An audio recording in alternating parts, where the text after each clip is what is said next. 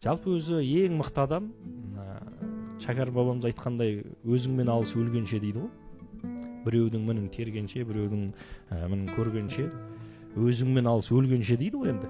Ең мықты адам өзімен алысқан адам ғой, жаңағыдай мінезін өзгертіп, сындырып кеп тұрса да, ашу кеп тұрса да, басып кет қап, привет деп жазып бірінші.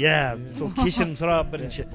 Осы ең мықты адамда, и бұл процесі бар адам ғой, былайша айтқанда, өсу, прогресс, өсуі бар адамда өзімен жұмыс істеп жатыр. Ал енді баяғы қырсық мінезде тұра бер, мен тұруым керек, жеңіл қамауым керек дейтін, ол өспейтін адам да. Ол өз дегенінде қалам дейтін адам ғой, өзім уровенінде қалам. Бала позиция дейміз бе, не дейді, сонда қалуым керек болды. Мен ешкімнен жеңілмеуім керек, ешкімнің алдында бүйтпеуім керек, бәрін қатып қалған, мінезін те сындыра алмайсың деген сияқты. Ал енді мінезімен жұмыс істеген адам негізі өмірдің қызығы да сол. Өзіңді өзгерткенде, ситуацияларды есептей алғаныңда, артқа қарай шегініп, кез келген жағдайларда қаншалықты шегінсем дұрыс болады, қаншалықты айналып өтсем дұрыс болады дейтін, ана өзіңді өзің сыртыңнан көре алатын кез ғой.